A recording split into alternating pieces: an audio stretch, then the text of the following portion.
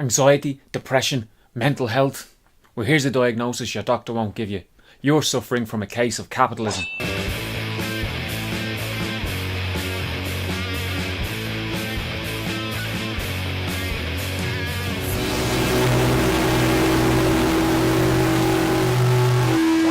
Since the 2008 banking crisis and the wave of austerity that followed, there's been a huge pressure on people and their mental health. Not being able to pay the bills, facing cuts to your wages, or the shame associated with not being able to find a place to live. All of these things have a corrosive effect on mental health, while at the same time Ireland has been condemned because of its approach to mental health services, which have been slashed since 2008. But the last 10 years have also seen a growth of a criticism of the mainstream approach to mental health. The mainstream approach seems to be: depressed? Here's a pill.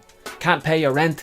Here's a pill. Lonely? Take a pill. Your job sucks? Take a pill. And this fits in and chimes readily with neoliberalism, which is all about blaming the individual. Thatchers Mantra was, there is no society. And if you can prescribe a pill for depression caused by social factors, then society disappears. There are a couple of ways people have tried to understand why we're depressed in modern society. I mean, we can reject the religious approach that says it's all a product of original sin, that somehow we're flawed because some woman thousands of years ago had a chat with a snake and ate an apple. But actually, biological explanations can sometimes be as crude as those religious explanations. Like the chemical imbalance theory will root your depression in a chemical imbalance in your particular makeup. Gone is the housing crisis. Gone is stress over work. Gone are all the social factors that might lead to anxiety, fear or depression. But the chemical imbalance theory is also bad science because it's an easy answer. People's mental health can sometimes suffer because of diabetes or hormone imbalances, and how these particular things interact with social stress and social factors. And it also discounts how social factors can have an effect on our biology. For example, post-traumatic stress disorder, which has social causes including being involved in war where soldiers return brutalised. The stress and shame and guilt that they feel has a corrosive effect on their bodies, leading to stress-related cancers, leading to drug abuse, which then has a further impact on their mental health and their body. In the 1950s and 60s, when there were huge social movements for change, people were willing to take a more critical approach to mental health and to factor in social factors and inequality into the equation. But the focus on individual biology or individual psychology, it suits the neoliberal age, where everything is supposed to be about individual choices. And in steps Big Pharma with a pill for everything.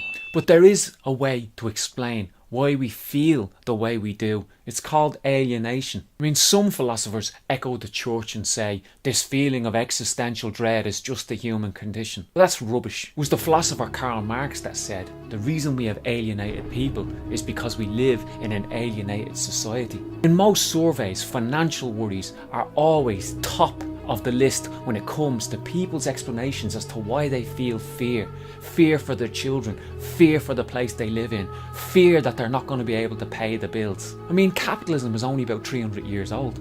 This isn't the way things have run forever. And each worker is forced to sell themselves on the market. The bosses own the factories, the offices and the machinery. And we have a choice: work for one of them or starve. But the market, even though it's washing machines and tins of beans and motor cars, things we make with our hands, the market seems to confront each individual as an overwhelming force that they cannot change. That is immensely disempowering. The things we create have control over us. The harder you work under this system, the greater the profits that accrue to your boss. The more powerful he becomes and the more capable he is of oppressing you and more workers. And the bigger the market, the greater and more powerful becomes the world of things. It is inherent in human beings to be creative, to shape our environment. But when you spend 8 hours every day making a product you don't give a damn about because you're only doing it for the wage at the end of the week, and then that product increases the wealth of someone who oppresses you, you become alienated from your own creativity, from your own humanity. Your alienation from yourself makes you alienated from other people. If you feel powerless and lose your sense of self-worth, then you can be contemptuous of other people too. Capitalism takes all of our power and creativity and gives us things in return. But no amount of objects can replace your power to shape your own environment and to shape your own world. But there is an escape. When people start to fight back, they start to see that they have a connection to other people. They get a sense that they are a collective power rather than atomized individuals. A sense of community starts to return. A sense of solidarity starts to return. A sense of class starts to return. The best thing you can do for your mental health is join the revolution.